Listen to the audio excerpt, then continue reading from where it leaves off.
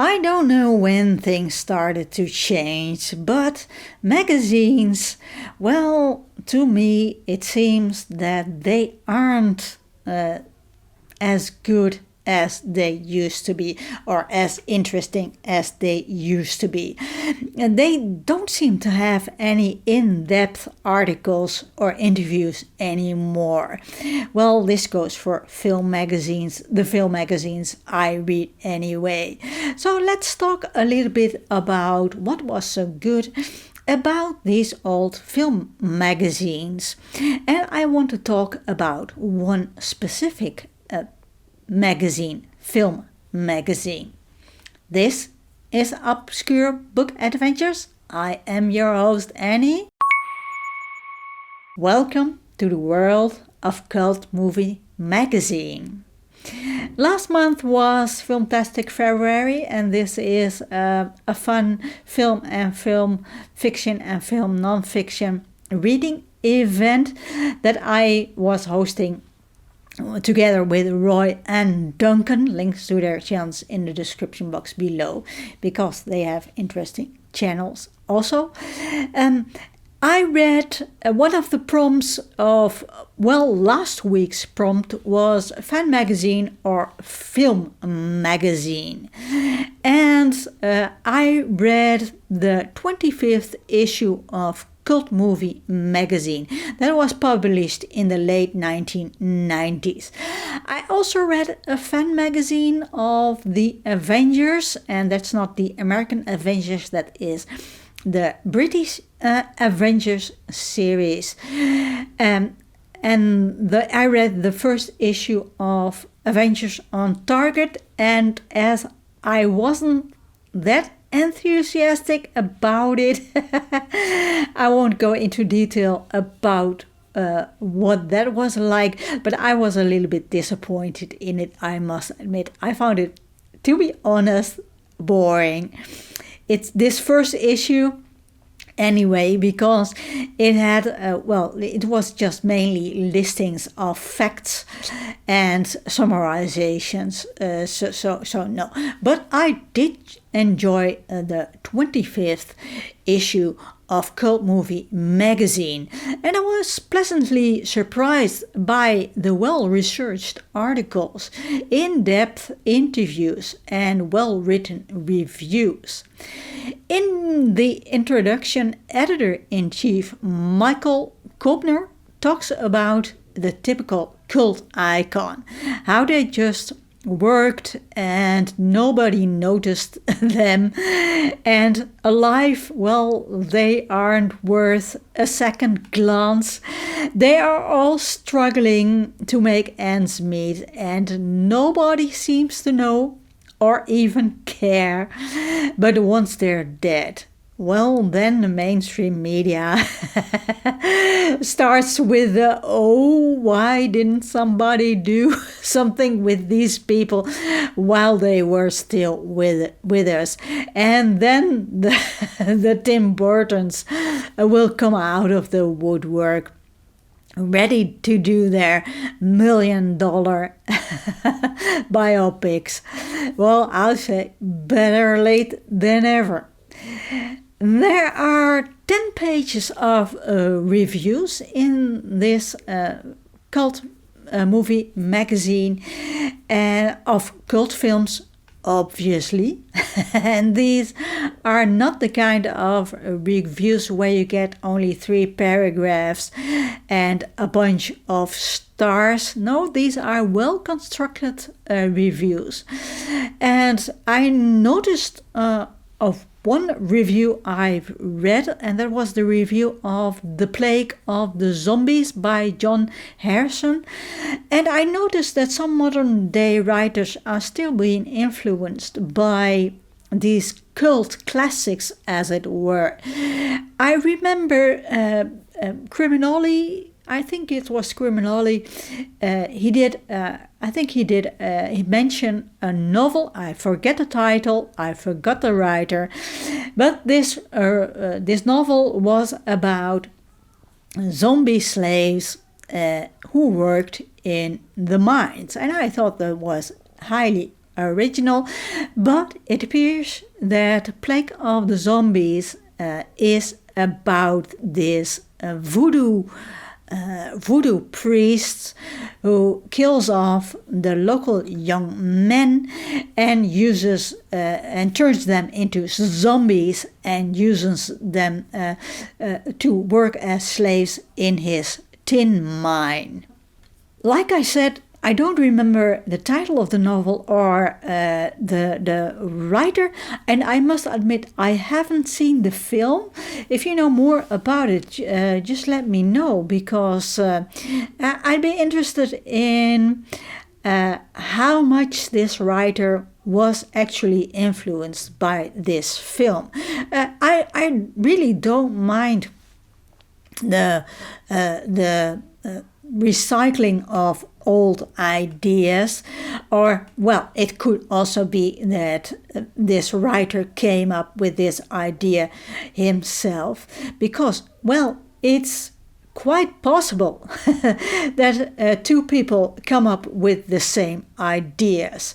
A famous example of it is Gutenberg, who invented the printing press, and Koster also invented the printing press, and they both invented the printing press separate from each other and at almost exactly the same time period, if I remember correctly. So I'm not excluding the fact that this writer,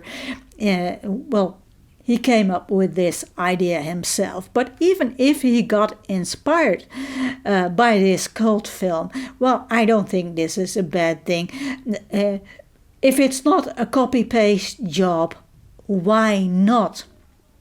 There are a lot of novels and series that have the same stuff recycled over and over again. Take, for example, the concept boy meets girl, falls in love with a girl doesn't like boy, and in the end, boy gets girl. That kind of love stories. That's been done over and over and over again. And still, if you were to write a novel or make a movie with this concept, it can still be a very interesting novel or a very interesting film. So I think writers or writers, I don't think, this goes for musicians as well. They don't need to be that afraid, and painters as well. They don't. If you are a writer or a painter or whatever, don't be afraid to get inspired by things that have been done already. As long as you're not copying and pasting literal stuff, I don't see the problem, I must admit. Overall, I think the reviews in Cult Movie magazine are very well written. These films are really analyzed without being going too far in this. It's on point. It talks about the qualities of the stories and the filming techniques. The positive and the negative points are being discussed, and there's also humor involved, which makes it fun to read. It's an extra bonus. While you read these interviews, you know the writer is very knowledgeable about the subject, and he loves the films he writes about, no matter how bad they are. And that's what I miss about film magazines that are being published nowadays. The modern day writers, well, they are undoubtedly just as knowledgeable, maybe even more knowledgeable. But the reviews that I read now are more clinical. It appears to me that they are more distant and clinical, and they lack the passion, so to speak. Cult Movie magazine writer Scott McGillivray writes in his review of Spooks Run Wild, for example, admirers of Bela Lugosi will enjoy the magic of his theatrical voice, enhancing his undemanding role, and students of the Monogram Corpus will enjoy the familiar faces, low-budget production, and Poverty Row hit parade of canned mood music. But for B-movie buffs, it's a triple-barreled fun just the same. End quote. At Cult Movie magazine, well, they aren't gonna lie, but they really share their passion and love for these cult films. There's a well-researched article about Steve Reeves, a former bodybuilder and actor, and every film he made is being discussed, and it won't be a surprise, him being a bodybuilder, that he played Hercules a couple of times. He played a bunch of warriors and barbarians, but he also played the title role in The Son of Spartacus. Then there is an interview with Ed Burns, who was the director and writer of many of the films of the Three Stooges. Then there is a very interesting article about Japanese erotica and an interview with Naomi Tani, who was one of these Japanese erotica actresses. And I learned that, I didn't know this, that Japanese erotic films were very different from the erotic films that could be seen, that were made in the West out here. Because, these erotic films, they had actually good stories, and there was nudity in it, but that was just all you got from a Japanese erotic film. Out here in the West, when you see a sexploitation film, the sex is really more, in your face, as it were. It's really more explicit than in Japanese erotica films. Japanese erotica films were just regular films with added nudity in it. So Tani tells in the interview that she was treated like any other actress on and offset as well. She was always treated with respect, and I know that out here in the West, a lot of people, most of the people, look down upon actors and actresses who work in the sexploitation industry. So that is very different in Japan. Well, in what I think this article talks about Japanese erotica films that were made in the 1970s, if I remember correctly. So maybe this has changed in the more recent years, but I don't know. Another interesting article is about the John Wayne film The Barbarian and the Geisha. And this is a well-researched article about this John Huston film. It's a film that doesn't get recognition enough, according to writer of this article, Sachi Yamada. It's definitely a John Wayne film I hadn't heard of anyway, but I must admit I'm not really a John Wayne enthusiast. But I might check out the Geisha, the Barbarian and the Geisha, as it seems very interesting to me anyway. I might watch that one. It's a film about East meets West and the problems that entered the old Japan when the first American consul set foot on Japanese soil in 1856, and John Wayne playing the consul Townsend Harris. It appears to me a very interesting film, as some people felt that John Wayne was miscast, as he played really a very different role from the roles he used to play in mainly, old-time westerns anyway. But another reason why The Barbarian and the Geisha seems interesting to me is that John Huston went to any length to make this a really well-documented film. I don't know if I'm... For example, he depicted the Japanese just as they were back in the 19th century. And real Japanese actors were used, not American Japanese actors. The clothing is highly accurate. When the Japanese speak amongst themselves, they not only speak the Japanese of the time period, but also the Japanese of the class they were supposed to be in.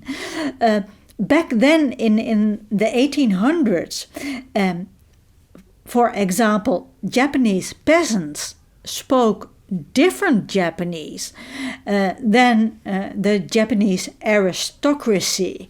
So I must definitely check out The Barbarian and the Geisha. It looks like a really interesting film. Unavoidable articles in cult film magazines are, of course, the classics, the cult classics, like The Mummy and all kinds of vampire films. There is an interview with Shirley Ulmer, the widow of the Black Cat director Edgar G. Ulmer. There's an article about the last days of Carl Laemmle Jr. You may have heard of Abbott and Costello, but after Costello died, it became Abbott and Candido.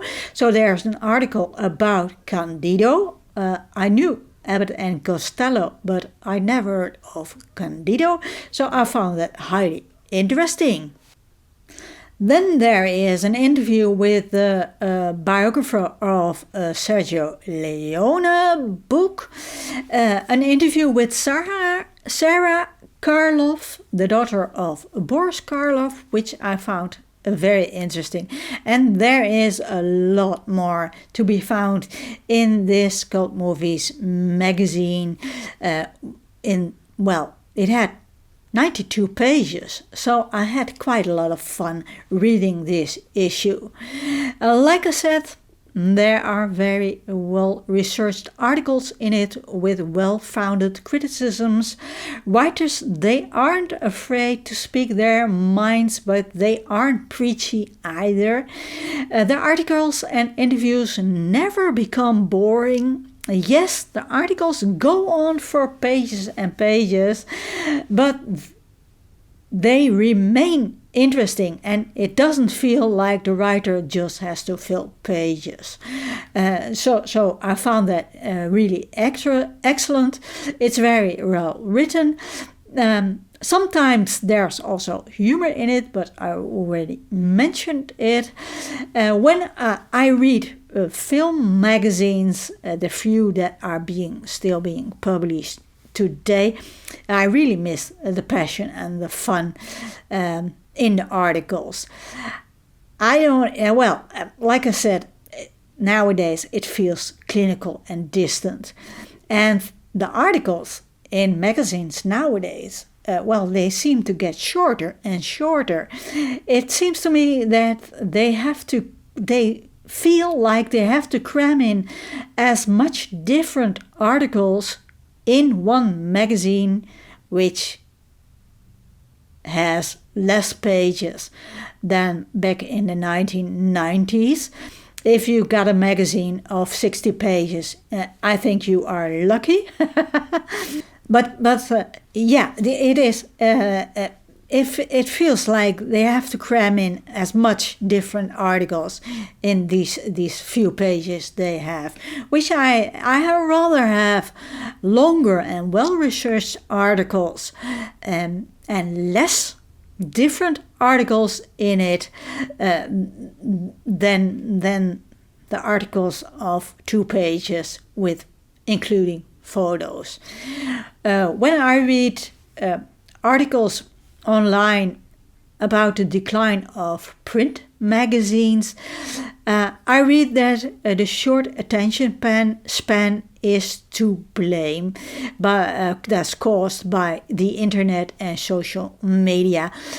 This does seem logical to me, and I suppose blogs are also to blame for this.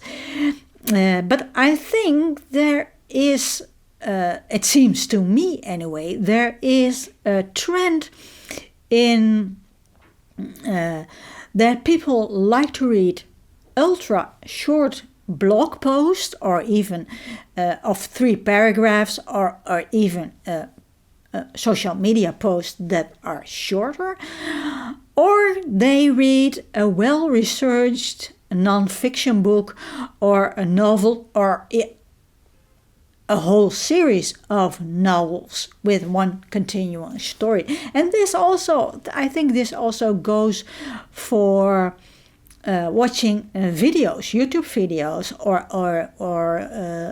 TV things, I think.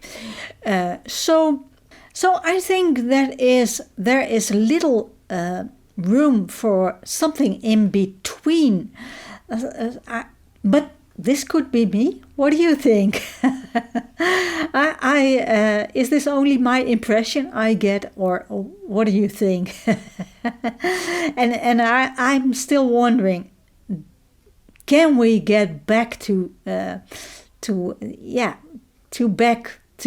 magazines the way they were? Well, I would say the last century, but that makes me feel like a really old person. So yeah, maybe online. I haven't read any online magazines. What do you think? Online magazines, are they different from print magazines? I haven't looked into that, but yeah. Well, it's been interesting talking to you. Hope to see you in the next video. Thanks for watching.